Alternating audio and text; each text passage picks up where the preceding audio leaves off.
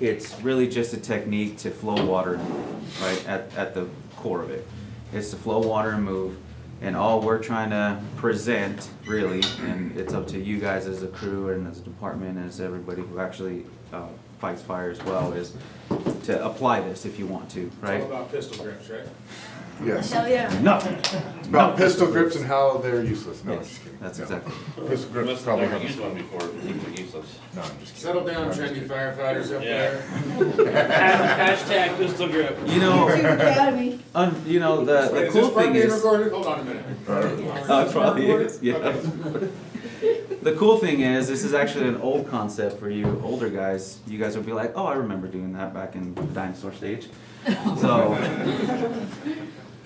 it really is, like the way they brought it up, and we'll go over it a little bit more, is it's an old concept, which, you know, surprise, surprise, the fire service just does that, right? We do old stuff, come up with new stuff, and then we say, well, you know what, that doesn't work. Let's go back to the old stuff, right? So. Sounds like electric cars. Taking that back to Hawkeye. Yeah, right. So just kind of bear with us for some of this stuff.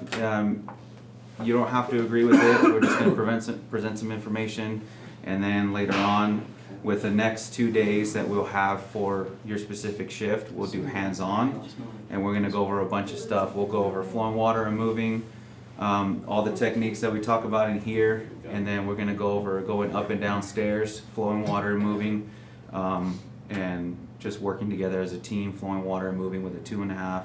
So there's a lot of cool things that we'll be able to do with the next training days. So I'll turn it over to David for the beginning part, which is the mindset aspect of why they developed this. Okay, so nozzle forward, as you can see here, Aaron Fields. He's not he's a Seattle firefighter.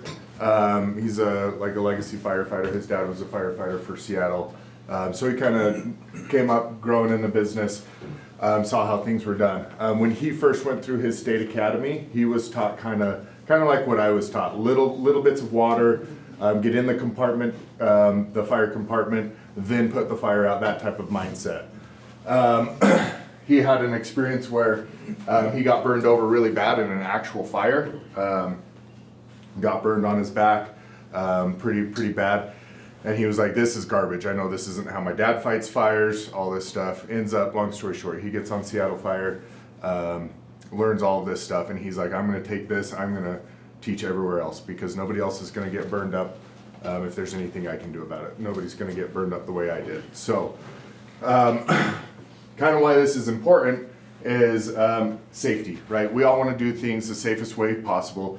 And one thing that stuck with me in this class that he said, and I think if you guys are able to remember this, kind of today will be a success, but it really rung with me that no firefighter has been found dead with the bail open.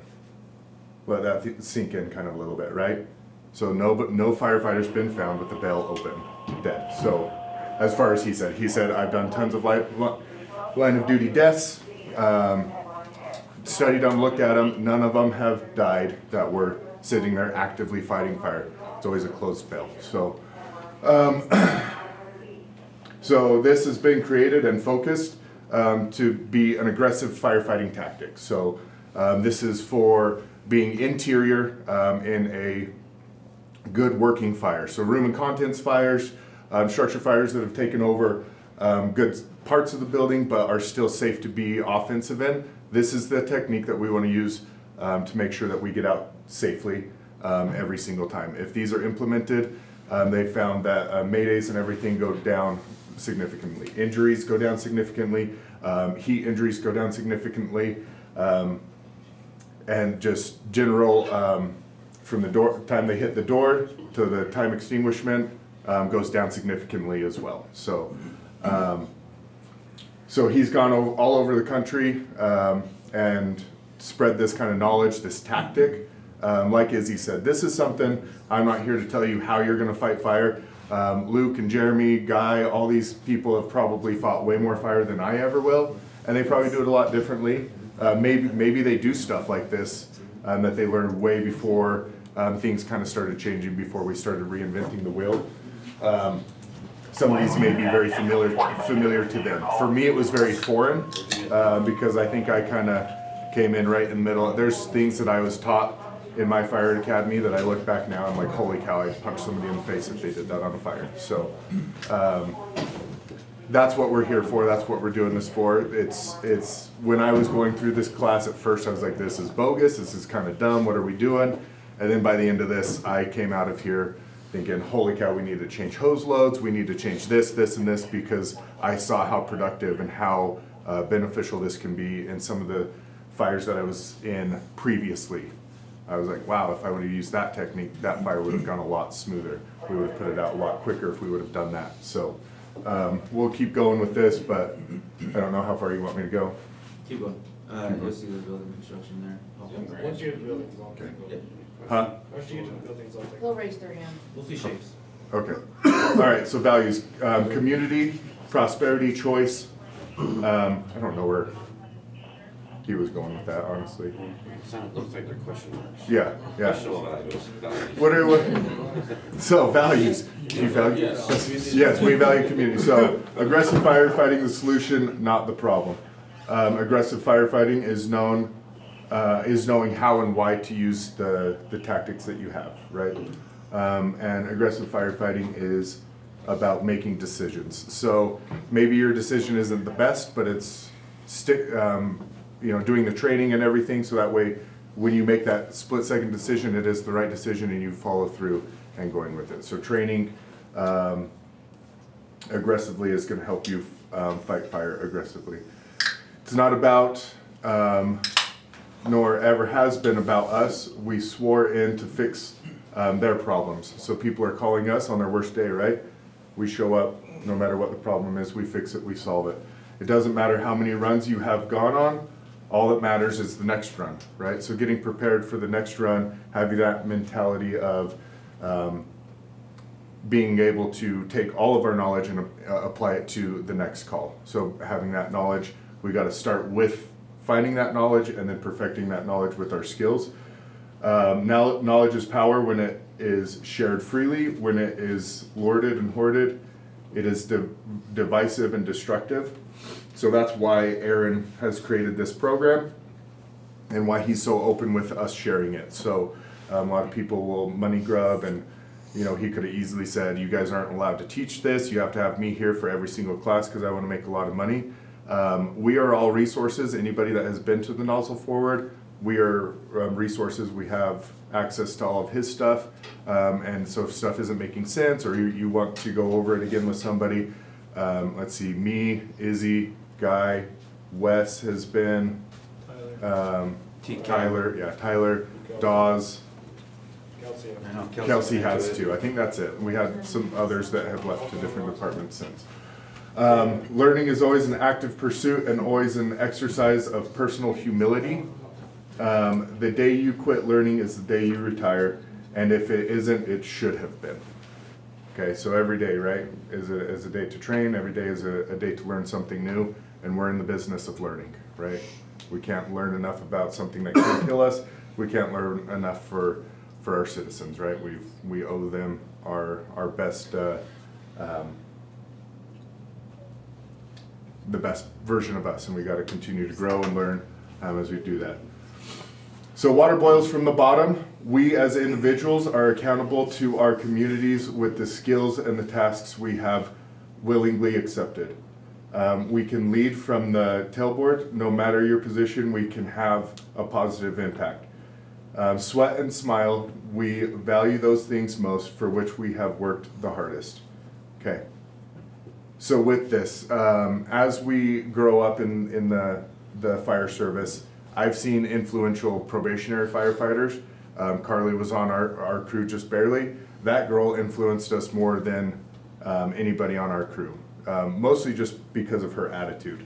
So you don't have to be the most knowledgeable, you don't have to be the most seasoned, you don't have to, hopefully you're not the most salty firefighter on your crew to be a leader. So being a leader can be just stepping up and taking your turns, stepping up and having a good attitude. So everybody should be a leader in some aspect. This is something that we feel like all of us can be able to take this information and run with it, and also become leaders on our own in our own aspects. All right, review of slicers. Where's a good one? Scene size up. Okay. You want me to go through that or just? Yes. Yes. Let's hear it, Daniel. All three. Let's do all. Okay. Let's do the whole thing. Okay. The whole gamut. Slicers. All right. Scene size up. Locate fire. Okay. Isolate and control flow paths. Cool from a safe distance. Okay. Extinguish fire. And then RNS are actions of opportunity. Opportunity. Good. Which are Rescue and salvage. rescue and salvage. So if we have the opportunity, we can rescue or we can salvage somebody. They can go at any point. So slicers. Slicers is something that I think, was introduced here in Utah a number of years ago, probably 10-ish years ago, started using it. There was Recio RS, all those things. But slicers is something that got introduced, and it very well got introduced in a pattern of exterior fire attack, right? So we pull up, initial fire attack, and then we're gonna go through this process and we're gonna cool from the outside, right? So slicers, if we look at it, we can apply it to any part of firefighting. Nozzle forward pretty much takes slicers and applies it to interior fire attack. So we're still gonna do all of those things, but instead of cooling from the outside, we're gonna cool from a safe space. That is going to be a hallway or a long run down to some compartments that are on fire. We're gonna use that interior mindset to apply slicers. So why is it important? We'll get to it, but ultimately this is important because it's keeping us safe. The reason for slicers, the reason it works so well, right, is because we are taking the heat out of the fire before we get into the fire. So we're gonna cool it down. That's why this is important to me, is safety. It's one thing, as we're growing as a department, we have so many new people. So this was a tactic that when I saw it and saw it in practice with people that had just kind of been playing with it for a little bit, I was like, this is a good way for us to keep people safe. If we are taking the heat out of the fire before we get into the fire room, before we really even feel heat, if we've cooled the whole environment down, awesome. We're gonna keep people safe. Chief? I think just to add to that, not only is it, we talk a lot about firefighter safety and cooling the compartment for us, but really you gotta think about as well, the victims or whoever's trapped in the house or whatever else. Like using these strategies and, blowing the water, cooling the compartment space, that makes it way more survivable. Yes. Like multiple times more survivable for victims and people that are trapped inside there. So Yeah. think about that angle too when you're kind of game planning this in your own head. That was a very good point, and that's one thing that Aaron, the guy that created this, he had a lot of stories about fires that typically with the way NFPA, the way that we've kind of been taught in the recent years, if we had fought fire that way, would have left some of the people that he personally saved in structure fires. If they weren't fighting fires this way, they would have been toast. Just wouldn't have been able to give them enough time. But because they were cooling as they were going, they were cooling the whole environment. He 100% attributes a lot of saves to this technique. When to use it? This is, like I said, this is interior structure firefighting. This isn't your kitchen fire where you've just got some food that flared up or whatever. This is for room and contents and bigger fires that we have deemed, whether that's arriving officers or chief, that we're going to be offensive. This is for offensive interior firefighting. And how can we apply it? We'll get to that a little bit later on. So we're going to learn how to, part of this was kind of a surprise to me in the class, how to break down buildings and how to do size ups. So Guy's going to hit that for us, and then Izzy's going to wrap everything up for us with some videos and stuff throughout the thing. But there we go. That's kind of the thing, the big thing, just it's safety. Safety for us, safety for the people. That was for you, David. Thanks, David. Okay, building layouts, shapes. As you guys drive around town, is there any building that's exactly the same? They're all just different, no matter how you look at it. Every one of these houses over here is exactly the same. Pretty much damn same. But what color are they? Is the color the same? And one has a brand new wall. Every third house. Every third house is the same. It's a custom. That one's different. They're not even living in it yet. It looks done, but like we drove by the other day, it's freaking ugly. Yeah, it's weird. I don't get it. I wonder if they outbuild. So like some of your buildings can be like deep and wide and deep. We're gonna show some pictures of like stuff that might be familiar to you around our town, like some of the apartment complexes that are going in, the townhomes, stuff like that. So wider than deep is this first one here. Where's my little? There you go. So that's kind of like these homes over here, these condos. They're like super wide, right? They're not very deep in that property, each one of them. This condo here, let me give me an example of something like this. Like it's really narrow at the road and then it goes all the way straight back. Like, think of one around here. Ton over on Gentile, like all those old homes on Gentile. One of those Gentile, yeah. Yep. And then your big box, like Walmart's and Sam's Club, stuff like that. Those are like the big box. And they're pretty obvious from once you get there. The deeper ones may not be quite as obvious. You roll up on this house and it could look like a square, but until you get out and you do your 360, you actually look at the damn thing, you're not gonna know how deep it is until you get eyes on it. Your houses, there's a lot of information that you can just look at this house and you can tell a lot about it, right? So in this house right here, what do you think is in this room right there? Probably a living room. What about these two? Okay, what about right in here? Like a day room. Like a day room. So what's on the other side of this living room, on the back side? What's kitchen, right? Yeah, that's pretty obvious looking at it real quick. This one, probably pretty damn similar, right? Living room, a little front room for the missionaries to come and talk to you. Family room, the missionary room. Is that what it's called? Piano room? Yeah, family room. Mine's the room that has a piano. None of the kids are allowed in there. I don't know why, but they. Home teacher room. That's home teacher room. That's it. Home teacher room. So what do you think's on the backside of this house? Probably from here to here. Kitchen, dining room, and probably and living room back. and then another big living room, right? That's how mine's set up. And then your bedrooms, of course. What about a basement? You think there's a basement in there? Yeah. There's a good chance. Yep. Until we get around and look at the whole thing, we're never gonna know. 30 Right? kids. What? So there's probably about 30 kids. At least 7. Okay, also when you look, these are the deep houses, 2 different apartments, probably gonna be identical on both sides.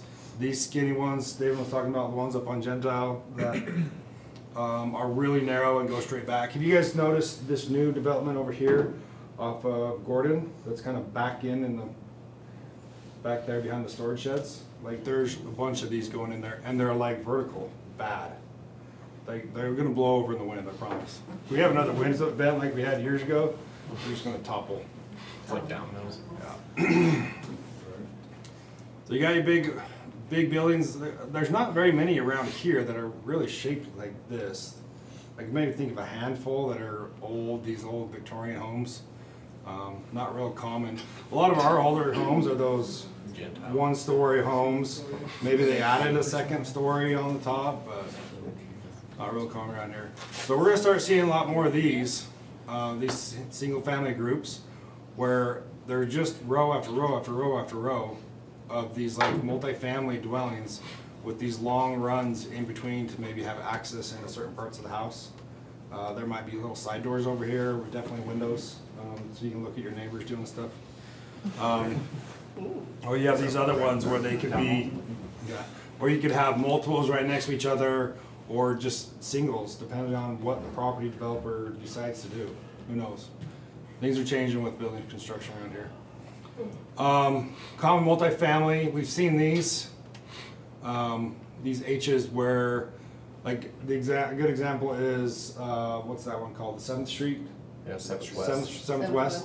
7th West, that's definitely an H, right? Like right in there in the middle. Can't anybody think of an example of this U-shaped around here? K's Crossing, yep, totally. So, once you get on scene and you have your street view, start making decisions. Like, let's say you pull up, this is a the road and you look at this building right here and you don't do your walk around, you're gonna miss that entire basement.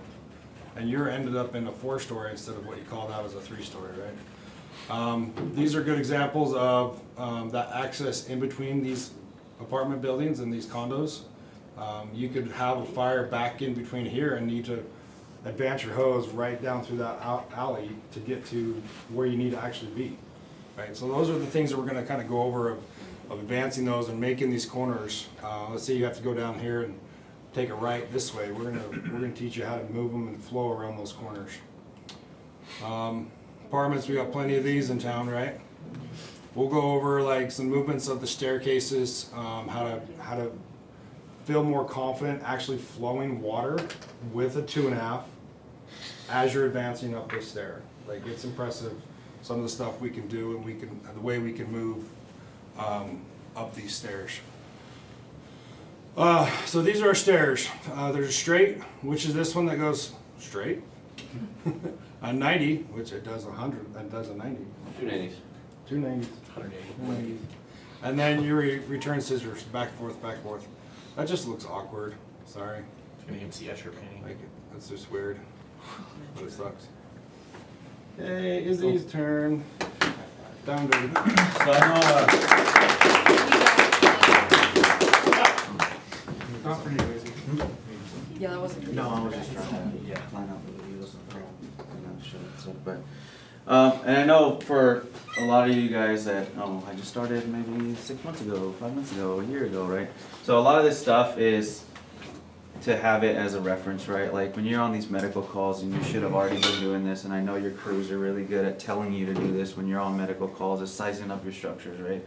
Looking at what type of either those concepts, it seems so simple of like the shapes, but it's easy for a lot of us to understand, right? Like you have a wider than deep, deeper than wide, and a square. So understanding and starting to read those buildings that way should help you.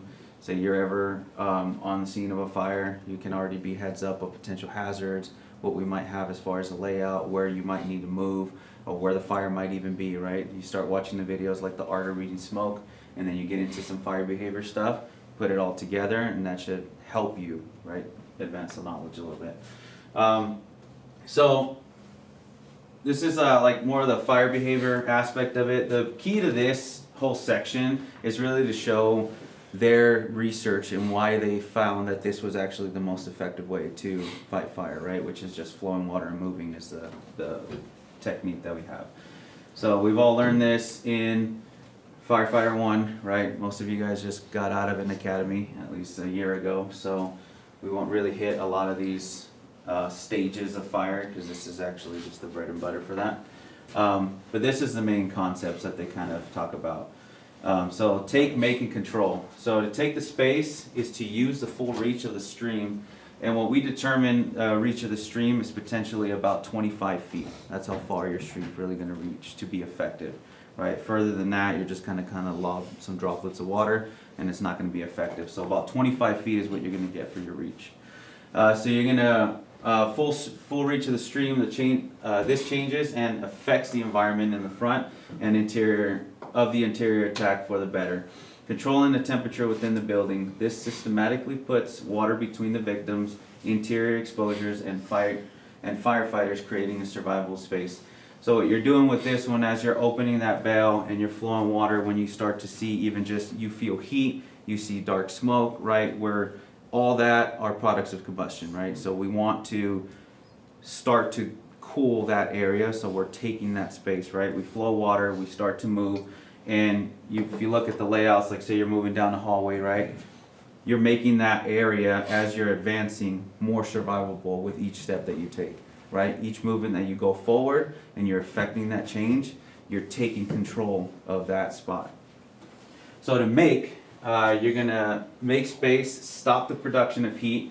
We must physically cool down the gases and solids in the building, which is the same thing, right? Spraying water, we're taking that space, we're making it ours, right? Like the whole point is that we're making it ours as we start to advance. We're no longer giving that advantage of the heat to the fire. And a following hand line, gain control by making the fire react to us react to us and not the other way around. So basically, us controlling that. So it's kind of like controlling the scene, right? If the scene gets out of hand in like a medical call or something like that, then now it's controlling us, right? We're no longer in control of that scene. Now everything's just gone out of hand. We no longer have the scene ourselves. We're no longer in command or any of that stuff. So now everything starts to run us, and that's where things go downhill. If we make and control our space that we're trying to advance to or advance through, this at least gives us the advantage.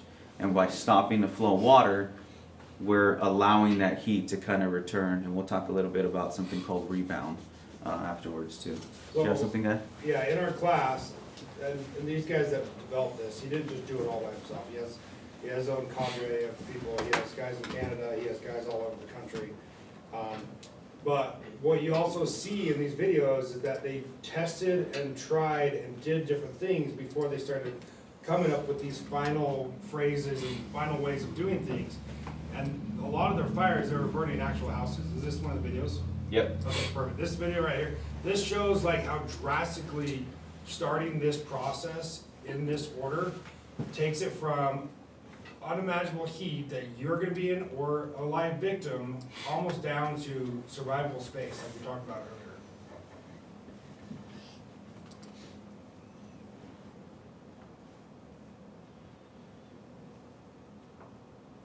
So you see as he's like mixing that around too, you see that smoke kind of following that in with it. So now you're putting in cool air into that environment, right? You're adding the water mixture with everything else that you're kind of drawing into that compartment. So you're now bringing in cool air instead of just allowing it to grow with the heat.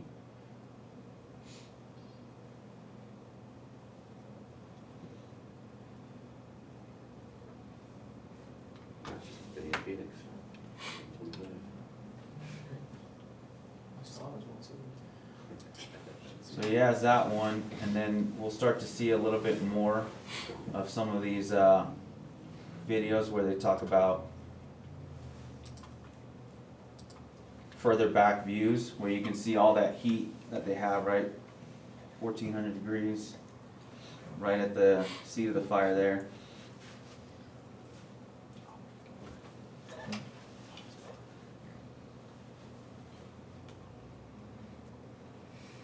And you guys can see there where they're sitting, look at their gear and stuff, the temperature differences.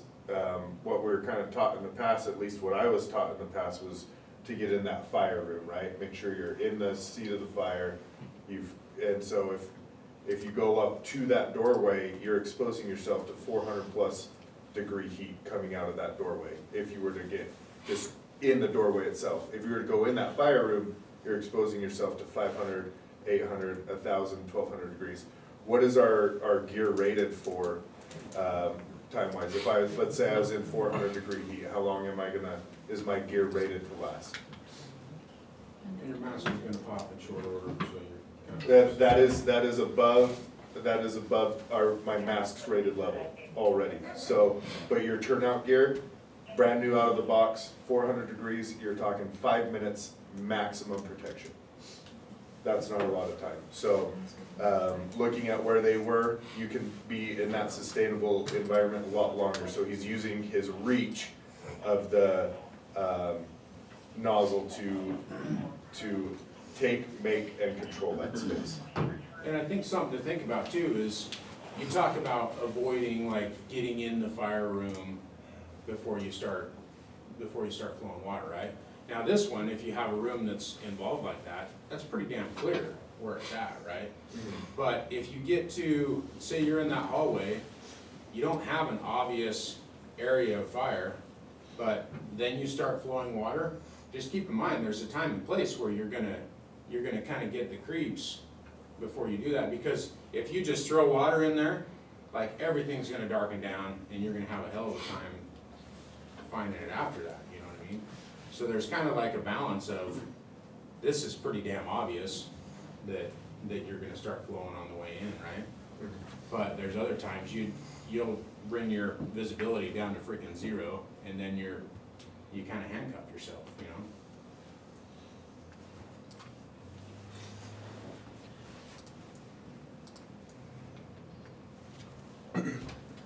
So all this right here on the top, I think most of this is all smoke that they have coming in.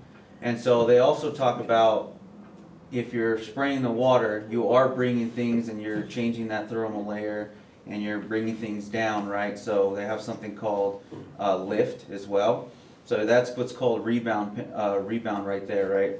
So if we don't continuously flow water, eventually it's gonna come back, right? That heat's just gonna come back. So the old concept of penciling something, that doesn't, I mean, I don't know how old, I was taught that in my fire academy, so it's not that old, but just penciling something to see any kind of change or return or any of that stuff, that's not gonna do anything, right? Or even just penciling the fire itself is not gonna do anything. All it's gonna do is just, I mean, if it's hot enough, evaporate your water and you're just not gonna be effective. So if you start to flow and move, or if you need to, what's called do a hit and move, kind of what these guys are doing, and we'll talk about that a little bit later too. This is just the kind of the video that shows them doing this and the rebound. If you do that, it's to advance quickly, right? So kind of what you're talking about, it'll darken everything. If we see that we have a hallway and we can see enough to down the hallway, we can flow, get a good coat around it, and we'll talk a little bit more about that too, or take a little bit of that space and control it, push forward or move, and then continue to flow in water. So as we start to see changes in the environment, we know that at least we're either getting closer, or if we see no change, or the visibility's a lot different, then we're not anywhere near the seat of the fire. And a lot of this stuff too has to do with a coordinated attack of, like we talked about, the 360s and all that. That's why all this stuff is important, right? If we don't know where we're gonna advance to in the structure, then it's not really gonna help us move effectively inside the structure, right?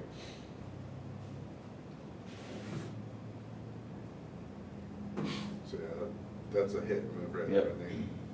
Look how much more tenable that was down that hallway. Cool. So that's the take, make, control aspect of this. So you're basically just taking that space, right? You're making it yours and you're controlling it as you, actually, let's switch it. As you start to advance.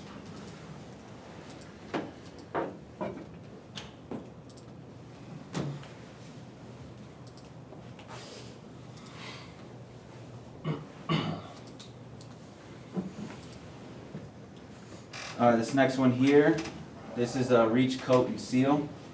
So, in the sense, it's a little bit the same, it's just more of the technique itself. So the other one is the concept, right? So we're trying to take it and make it ours and then controlling it. This is more of like the actual technique. So we're gonna use the reach, which is about 20 to 25 feet. So using that reach as a stream to be effective and start to coat that surface. So the hallway, as you see, they use that O pattern, right? Or they use an upside down U in some of it too. That at least allows you to coat all the surfaces, right? You're cooling and coating the surfaces of the walls, the ceilings, even the ground, right? You're starting to effectively change the temperature in that room by doing that. Because if we're just spraying the ceiling, you're not going to change the rest of the environment, right? And that's where you're going to get that rebound heat kind of come back to you. And it's not going to be as effective. But as you're using the reach, you're coating the surfaces. And on the doorways, as you saw in one of them, they're just spraying around the doorways. And then in that door jamb area, they're sealing that away, right? So they're cooling the surfaces around the outside and then getting the doorway. So now they're keeping that heat from coming back out and being effective being outside, right? So the heat will just come back, and then that's when you can make your interior push to keep going inside. So you reach, coat, and seal. So you move the products of combustion away from the area that draws fresh air into the space, as you guys saw that, right? As he was spraying water, you saw all that air kind of and smoke kind of come in, but you're bringing in that cool air using the water in your stream with that whole thing. So now you're not allowing those gases to combust effectively. So it seals the room from the heat, creating an effective push. So the inverted U is what they call it. And this allows the walls and the ceilings to be coated and sealed as we advance, and then the O pattern allows everything else, right, as they're moving. And you'll see them as they're actually advancing, they're just doing that big ass O as they're moving around, and that's just helping that. So we'll watch some of these videos here with the reach, coat, and seal, and then we'll go into the techniques of it.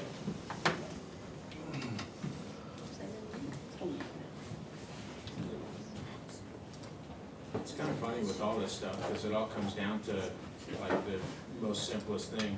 Yeah. Put water on the fire. That's what I mean, like back then, I remember I was being taught, Bingo. like, hey, spray some water, you can close the door, control the flow path, and do all this stuff, but at the end of the day, that's what he was saying, is like, we're doing the same stuff we've been doing for years, we're just, the biggest concept of this are the techniques to make it easier for us to make that push.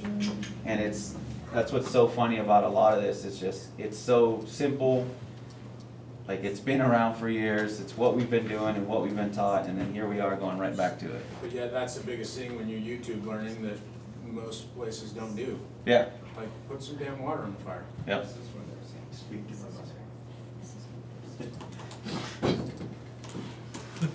I think Ben Franklin had a song years ago. The water. Yeah. Weird.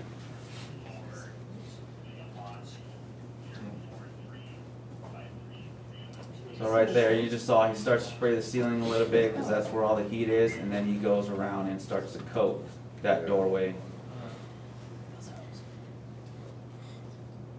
So you're basically sealing off the doorway first, and then spraying the rest of Yeah. the fire. So you basically start closest to you, Yeah, and then fire.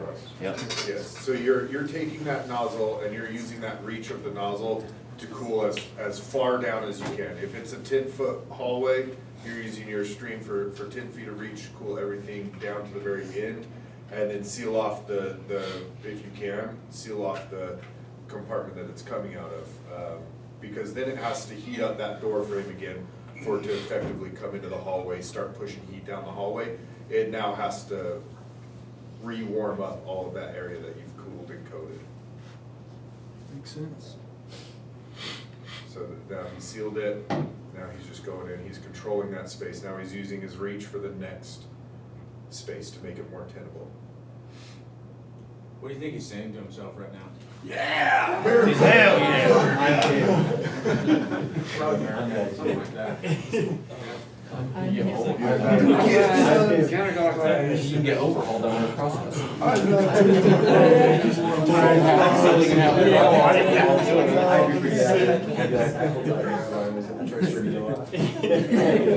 so you guys see this change right here? He's at about 900 degrees at the ceiling with it at first, right? And then as soon as he opens that stream, you immediately start to see that change, right? And then the point is that he's not stopping, right? He's continuously just flowing water. And that's, I think, the difference in even the way I was taught, right? Because I was taught a whole different way, which is, oh, spray some water, you know, anchor. I was taught something called anchor, darken, terminate. So you're basically anchoring off a structural member, and then you're kind of just getting to the base of the fire.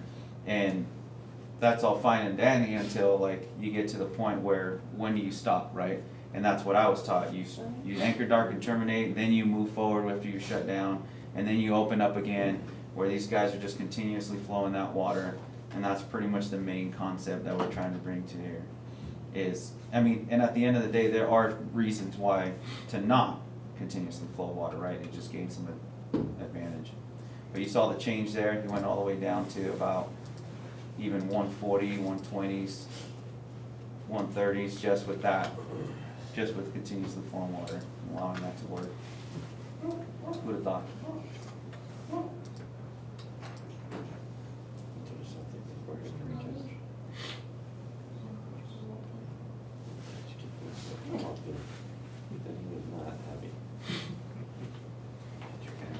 Yeah, I think another thing, sorry, Izzy, I'll add one more thing, is Izzy kind of mentioned it about the incorporating, you know, slicers for your rival stuff.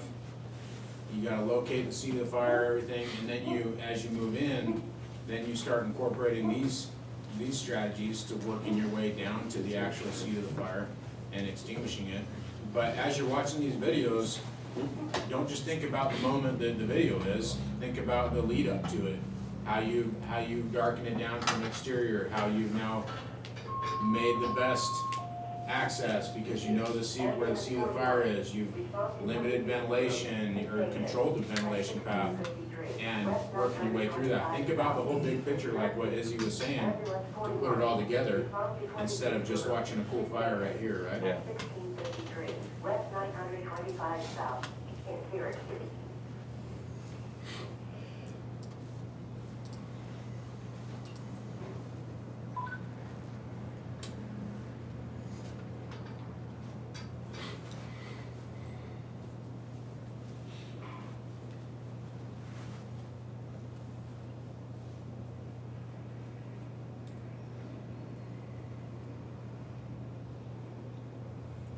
So he's doing that same technique, right? So he's coating that doorway.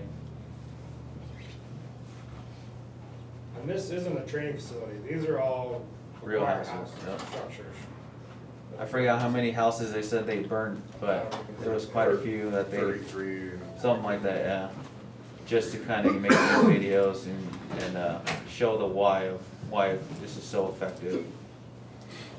So one thing too that I kind of clicked with me in this training was like the concept of lift. So lift is when you are spraying and the heat is lifting away from you. So that's a sign that we're putting water in the right place, that we're putting water on the heat where it's appropriate.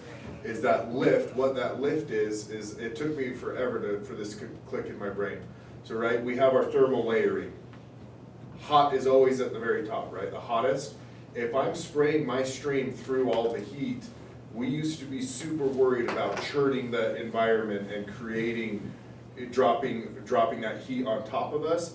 We were doing that with like fog nozzles, or that 30% fog creates a lot of turbulence, cools the air before it cools the surfaces. But if we're hitting, this is why we want to use either a smooth bore or a tighter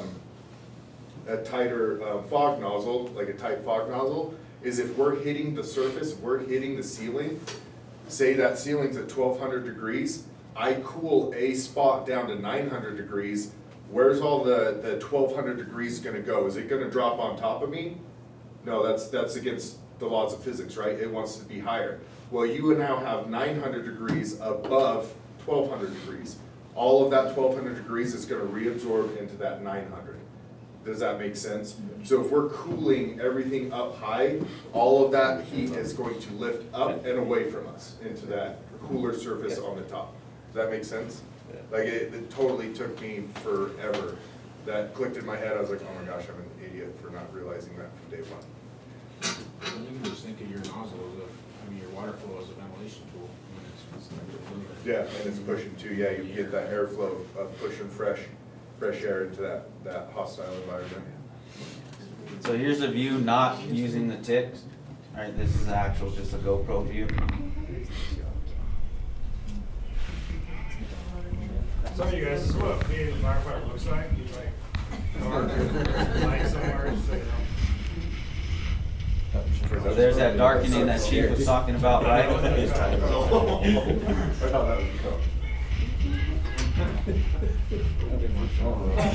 That's bullshit.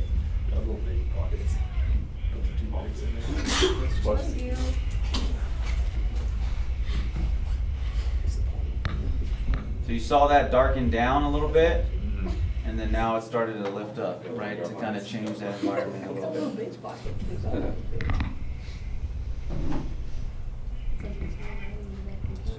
So contrary to probably about half of you and most of you guys, there is a way and a reason to kind of get on your knees. So, because I know a lot of you guys, I yelled at you to not be on your knees when you're messing up. There's a time and place for it. Yeah. So that's why these guys are advancing this way, right? Like, they're staying below that smoke, right? Below that heat, so they can still try to get the best visibility. Get the best visibility possible to still make that push. You see that environment start to change and darken down, and then now you start to see it to lift up as they're continuing that process of cooling and coating that. So a lot of this nozzle forward stuff is really on the knees when you're in that high hazard, high risk area and you're trying to make those little pushes. So all the movements we're gonna teach you today are gonna be, or not today, the next couple weeks. Yep. They're gonna be low and movement at low positions because the heat is so high. So even as we're advancing stairs and all that stuff, like we'll see how to stay low and going down to a basement and such, so. All right, now we'll go over the techniques. 53 units, got a bell. Okay, Hey, Ruth, thanks, Capt. your thing showed 3 hours. You think you should go that long? My thing, stuff somebody else. Go have fun while we're all dressed. Go hang out with Walmart people. Will you text me when you're done? Guys, so I can fill them out? Yeah, thanks. Yeah. I'm gonna grab the book from Nancy's office. The book? You should have been studying before today.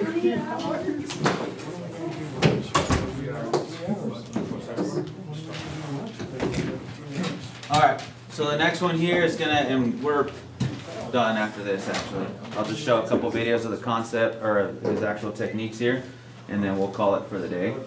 But, so you have the hip grip, and that's pretty much what we've talked about as far as like a nozzle forward technique, right? It's pretty standard as far as you're getting that nozzle right at like your iliac crest is where they talked about, right? You're getting it right onto your body and allowing that nozzle reaction to basically hit your body instead of your arm, like what you would do for like even a pistol grip, right? Everything kind of goes here, and then you're kind of trying to squeeze that with a pistol grip. With a nozzle forward one, you're allowing that nozzle to be advanced in front of you. You're using that nozzle reaction to or you're using your body to allow the nozzle reaction to be reduced from your arms and everything else. You can use your legs with that too, using that athletic stance. All right, so that kind of encompasses just the hip grip. The clamp itself is using, and I know in the academies we've talked about like getting that right on your knee or on that shin, right? And then using that, that's what the clamp is, right? So we're clamping that down and allowing the nozzle reaction to go down to the ground as opposed to even your body. All right, so that's really great for a 2.5 application, and we'll do that to where you can use that and you can just be chilling and flowing water with the 2.5 of the GPMs that it puts out. So your push is the verbiage that we're going to use when you're making a push with your crew members. Now, saying that word means 2 different things depending on the hose line that you have, and we'll go over that when we get hands-on, because most of this stuff, to be honest, we're all going to learn better when we're hands-on. But making the push itself is advancing it and flowing water, right? So that means that tells your partner that in communication of, hey, push, now they can either come up against you or they can be ready to feed you some hose, and then you're both going to advance because you're going to be flowing water and moving. Hit and move is kind of what you guys saw, is when you see that you're trying to reach, coat, and seal, and you're spraying water, and you know that you can move pretty quickly down a hallway or wherever it is to get to the seat of the fire. You can flow, shut it down, and then move quickly, right? So you're hitting the fire and then moving. And this isn't like that pencil thing, right? You're not just going to spray a little bit, okay, let's go. You're going to flow for a good while, and then, okay, now move, right? And now you're going to move as a crew, as a team. And then your hit and move, kind of one of the things we learned too, just to throw out there. When you say a good 10, 15 second spray of water, one thing to be aware of that we're looking for is return. If you blast that thing for about 10 seconds, and as soon as you turn that off, if you have heat return, then we're going to push into that. Because if you've got heat returning that quickly, like immediately, we haven't done enough to darken it down, and it's an angry enough fire that we need to push into it versus hit and move to be safe, just to keep that heat down. So then we would transition into a push.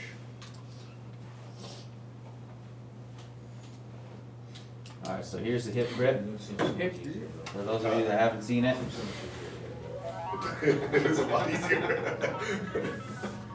A lot easier. so you guys that right up against his, like, I was taught on my side, and I feel like back then, for some reason, the videos I've seen and the stuff I learned, it was mainly on the side to push forward into your body, where they're teaching more to like almost have it on the inside of your hip and then opening up that bell.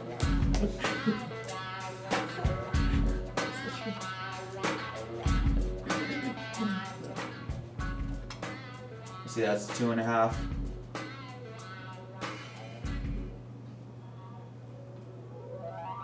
And the goal of this, and we actually saw it, which is pretty sweet, is that anybody is pretty much able to do this stuff, which is pretty amazing. Like during those classes, we saw some people that were even smaller and such, and they were able to handle this using the proper techniques and some teaching, and it was pretty easy even for them to handle the nozzle. So it's not really just showing that, but.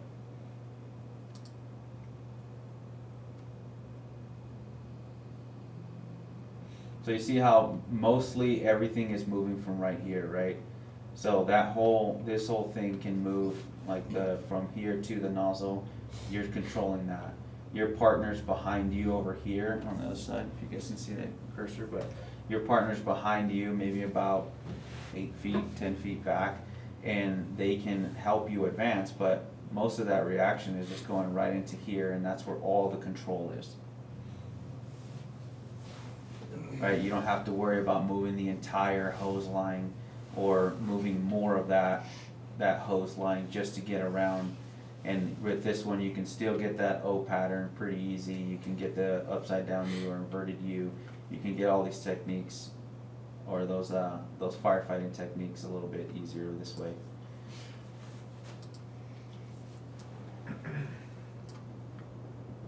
So this is the clamp that we were talking about too. So mainly we use this for a 2.5. You can use this for 1 3/4 as well, but a 2.5 is the biggest one. So right here where he has his right hand, that's what's called like the belly. And again, all these things are probably gonna make more sense when we're actually out there doing it. But it's called the belly, and then he's basically just controlling it from either everything all together in a sense, right? And you'll notice too with the nozzles that we have as well, we have the low pressure nozzles, so you'll get a little bit of kinking down here if you don't put your hand on what's called that belly. You'll get kinking down at the bottom, and it'll just kind of just start doing this on you, and it'll start to kick back a little bit. And here's that 2.5, right? You can use like your whole body in a sense to just kind of move up and down, do the circle, or do the O pattern.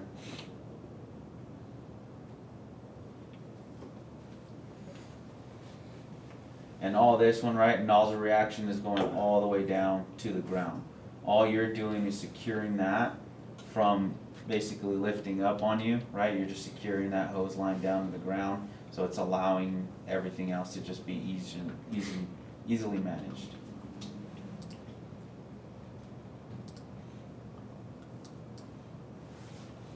And using the clamp itself as well, here's how you would do a hit and move application.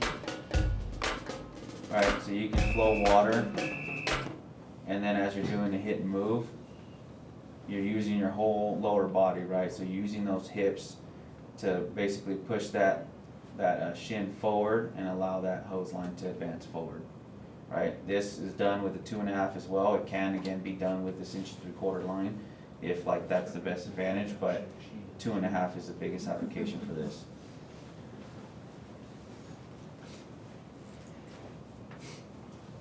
Most of this stuff here, and we'll go back in the other presentation a little bit, but they talk about triangles, right? I know you guys have all heard me talk about triangles. Everything's pretty much triangles in the fire service, right?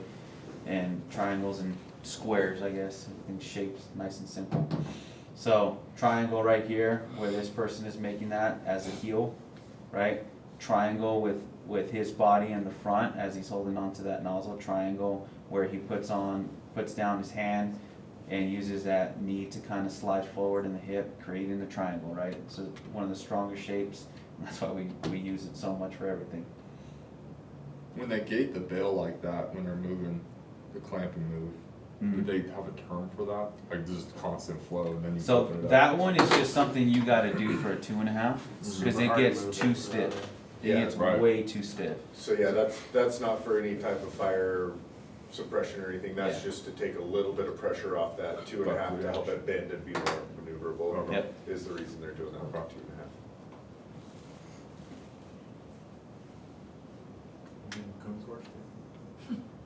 Yeah.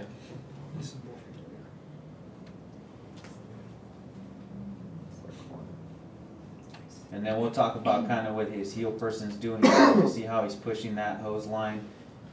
He's not doing the whole thing where you're just hand jacking it over, right? He's pushing it to a section with a purpose. So we're pretending this is kind of the corner turn right here, right? It's a 90-degree that kind of goes over to the side, to that left-hand side for their perspective. And all he's doing as a heel person is pushing that hose line to the corner of that structure, right? Because now, as you can see, if you're pushing that hose line there, it makes it in line for the person on the nozzle, way easier to move. And this right here was actually an eye-opener for me. Because I was taught, I get in the corner and I can feed him hose that way, but the way that he's pushing that hose line there, it allows him to just basically, allows a nozzle person to take control of how much he's advancing. And once you guys do it, it's pretty sweet how easy it is.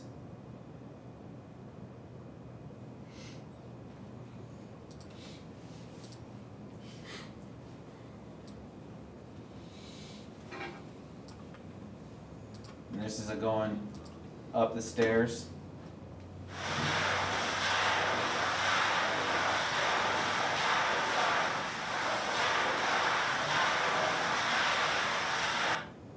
So it's pretty much, we'll talk about this placement on the knees and everything. You basically use your whole body.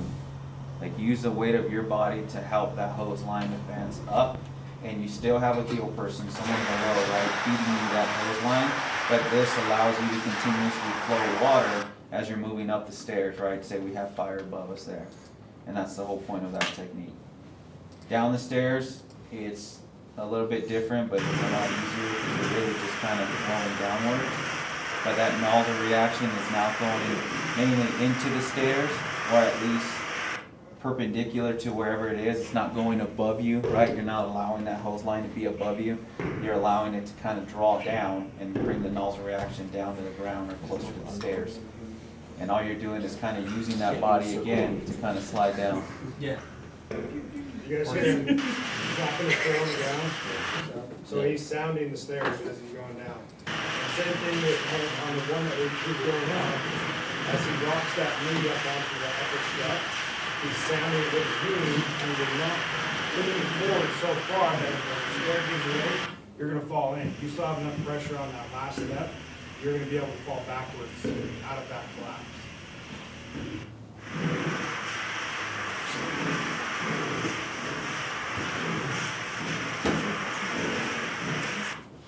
Put his nozzle backwards. Nozzle backwards. This one right here, we'll go over it, but this is again another hands-on one. This is called the crooked lean. This is for a 2.5, two-person advancement. So this is kind of what you guys have probably seen if you've ever searched this too, is where they go right up against that person's back, and then they help them push forward. And they're basically doing all the work in a sense, right? Again, triangle there, triangle with their bodies here. This guy calls for a push on the 2.5 line that allows this second person, heel person, to advance forward, creating a triangle here, right? And now they're gonna make that push whenever they show the next push, but all that reaction is kind of going to this guy's hand right here, right? It's getting stopped in their tricep with their body here. It's already getting stopped by the hip grip here, and then at the end of it, it goes to this hand. So it's already reduced a good amount. So you might think, okay, the heel person is gonna really get their ass kicked, but not as bad as you might think, even with a 2.5 line of flowing water.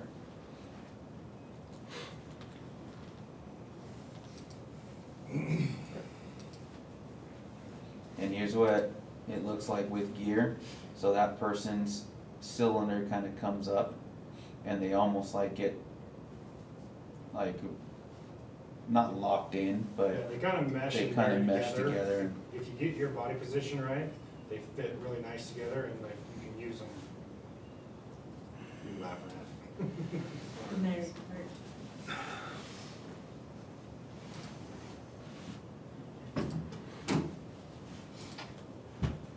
Is the key to that like the slow progressive steps versus like taking these gigantic steps? Yeah. Like to Because you're Together. working as a team as well, right? You want to be able to communicate with that person that you're with as you're moving forward. But we're already flowing water, right? So the more water we can use to coat those surfaces as we're still moving forward, that's just an advantage for us, right? So us moving so fast towards something is great if we can see it, if we can manage it right. If we see a room of contents, we can get right to it. Sure, great, right? But this is like when fire's getting to a point where it's already reached outside into a hallway or into other exposures, right? This allows us to gain control of that area and actually push forward while flowing that water too. So the slower, methodical movements helps with coordination and teamwork. It helps not kick your own ass for nozzle reaction, and it also helps you coat the surfaces a lot better.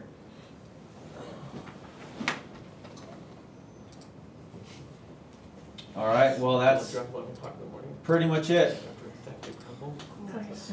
Most of this stuff is gonna be, the rest of this is gonna be more for actual applications. So when we get out there and we do this next week, this will all make more sense. The whole goal of the PowerPoint was to show you guys the videos, to see the concepts of why this is important, especially for you guys that are brand new and have not even seen a fire yet. At least you guys can see why this would be effective. That's why the tick images are great. Smoke conditions are great to watch on there too. And then still encouraging people to get up on fire behavior videos, right? Watching the artery and smoke or anything like that. Something that helps you read that smoke a lot better, so then you can put it all together when you actually get on the scene of fire. Cool. Anything you guys want to add, David? Okay. Well, thanks guys. I know it wasn't like super riveting stuff, but hopefully once we get out there, you guys will have a blast and it'll be something that you guys want to do. Thanks, Izzy. Cool. Thank you. Thanks, Izzy.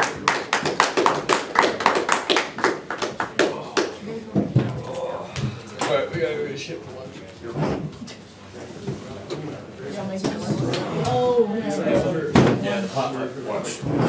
Y'all bring it? Burgers. Burgers? Everybody's copped out. Decided to bring everything. Listen, not gonna lie. Copped out and chose to bring cheap stuff. Thanks, dude. Yeah, it's all pictures. Like that desserts inside. You guys. Not gonna lie. Yeah, she's cute. Everybody's so cute. I know. It's crazy. We did Tyler, you. our Oh, Mitch. Yeah. Yeah, we were gonna. Daryl.